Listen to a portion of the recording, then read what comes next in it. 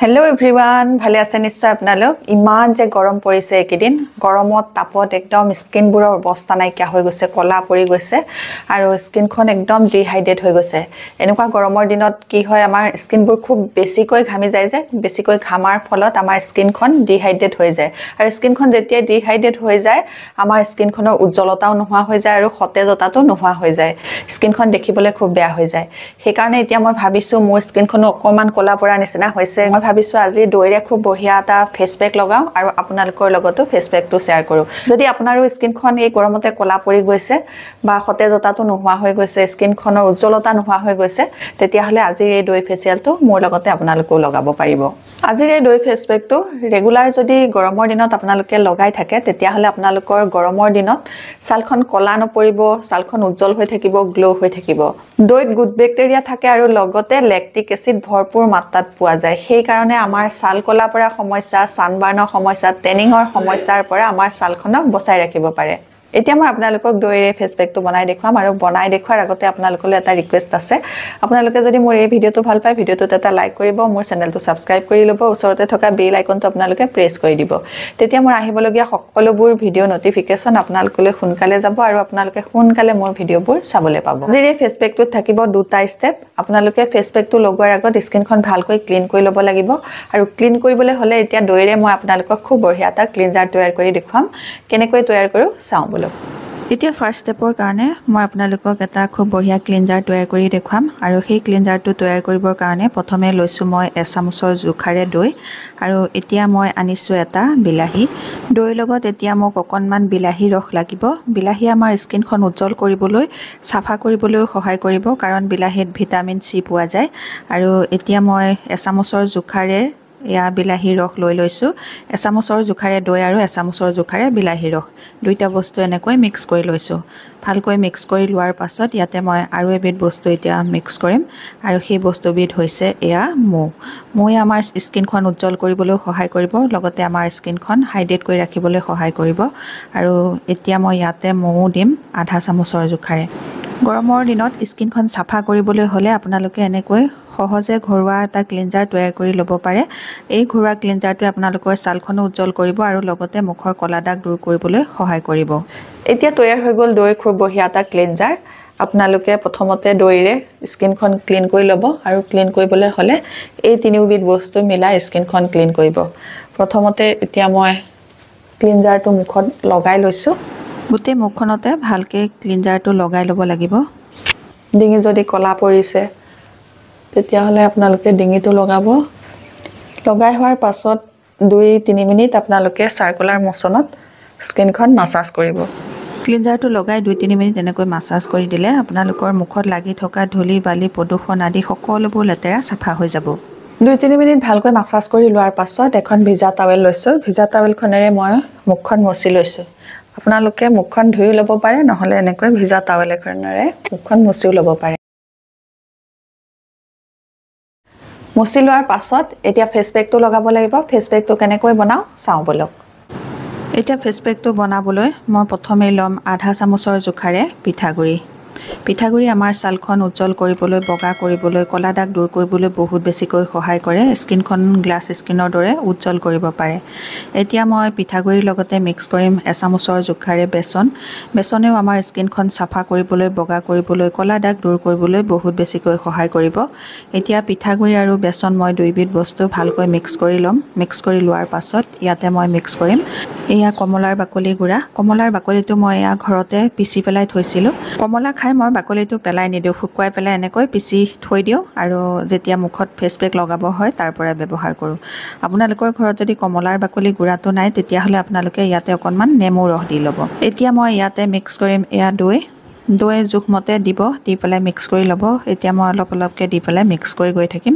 Face প্যাকটো বেছি ডাঠ হ'ব নালাগে বেছি ঢিলাও হ'ব নালাগে ডাঠ যদি হয় মুখত লগাবলৈ দিগদাৰ হ'ব আৰু ঢিলা হ'লেও আপোনালোকৰ মুখৰ পৰা বিয়পি আহিব সেই কাৰণে জোখমতে দৈখিনি দি আপোনালোকে মিক্স কৰি গৈ থাকিব অকনমান টান হোৱাৰ দৰে লাগিছে আকৌ 2 চামুচৰ জোখাৰে মই মৌ দি লৈছো তাৰ পাছত ভালকৈ মিক্স কৰিম দৈত প্ৰচুৰ পৰিমাণে ল্যাকটিক এসিড পোৱা যায় বাবে আমাৰ মুখৰ কলা দাগ দূৰ কৰিবলৈ দৈয়ে বহুত বেছিকৈ সহায় কৰে ইয়াৰ পাছত মই আনিছোঁ কস্তুৰী হালধি আমাৰ স্কিনৰ উজ্জ্বলতা বঢ়াবলৈ সহায় কৰে আৰু ক'লা দাগ থাকিলে মুখৰ ক'লা দাগ দূৰ কৰিবলৈও সহায় কৰিব। এতিয়া মই কস্তুৰী হালধি অকণমান দিছোঁ, বেছি দিয়া নাই। আপোনালোকৰ ঘৰত যদি কস্তুৰী হালধি নাই তেতিয়াহ'লে আপোনালোকে পাকঘৰৰ খোৱা হালধিৰ পৰিমাণটো একেবাৰে কমাই দি পেলাই অকণমান ল'ব পাৰে। ইয়াৰ পাছত মই আনিছোঁ মৌ মই আকৌ ফেচ পেকটোতো ব্যৱহাৰ কৰিম, কাৰণ গৰমৰ দিনত আমাৰ স্কিনখন ডিহাইড্ৰেট হৈ যায় ঘামি জামি, সেইকাৰণে স্কিনখনৰ হাইড্ৰেশ্যন বঢ়াবৰ কাৰণে ইয়াতে মই মৌ মিক্স কৰিছোঁ। মই আমাৰ স্কিনখনৰ উজ্জ্বলতাও বঢ়াব আৰু লগতে স্কিনখন হাইড্ৰেট কৰি ৰাখিব। এতিয়া তৈয়াৰ হৈ গ'ল এই ফেচ পেকটো মই এতিয়া আপোনালোকক লগাই দেখুৱাম আৰু লগতে ফেচ পেকটো লগোৱাৰ পাছত কি মুখত লগাব লাগে সেইটো দেখুৱাম। এতিয়া তৈয়াৰ হৈ গ'ল এইটো খুব বঢ়িয়া এটা দৈৰ ফেচ পেক। এই দৈৰ ফেচ পেকটো প্ৰথমতে স্কিনত লগাই ল'ব, অলপ পাতলকৈ লগাই ল'ব।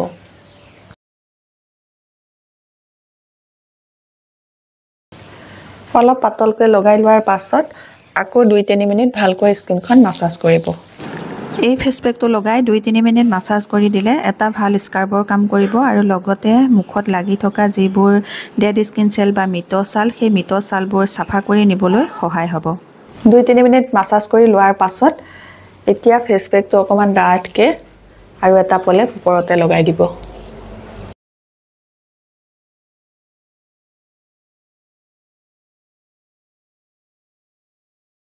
এতিয়া 2 নম্বৰ প্ৰলেপটো ডাঠকৈ লগাই ল'লোঁ। লগাই লোৱাৰ পাছত এতিয়া 20 মিনিটলৈ এনেকৈ লগাই ৰাখিব লাগিব। 20 মিনিট পাছত মুখখন ঠাণ্ডা পানীৰে ধুব লাগিব। ফেচ পেকটো লগাই মুখখন ধোৱাৰ পাছত কি লগাব লাগে মই আপোনালোকক 20 মিনিট পাছত দেখুৱাই আছোঁ।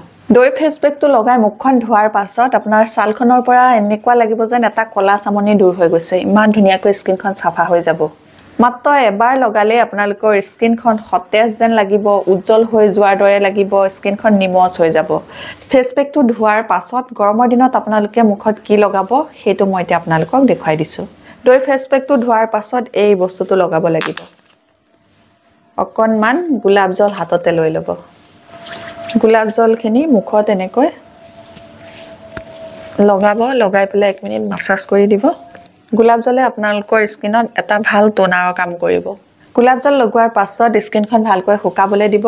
গোলাপ জলখিনি মুখত শুকোৱাৰ পাছত আপোনালোকৰ নিজৰ যিটো ময়শ্চাৰাইজাৰ লগাব। এই ময়শ্চাৰাইজাৰটো মই নিজে গৰমৰ দিনত মুখত লগাবৰ কাৰণে বনাই লৈছিলোঁ। ইয়াৰ ভিডিঅ'টো মই আপোনালোকৰ লগত শ্বেয়াৰ কৰিম। আপোনালোকেও এই ময়শ্চাৰাইজাৰটো যদি ভাল পায় বনাই পেলাই মুখত লগাব পাৰিব।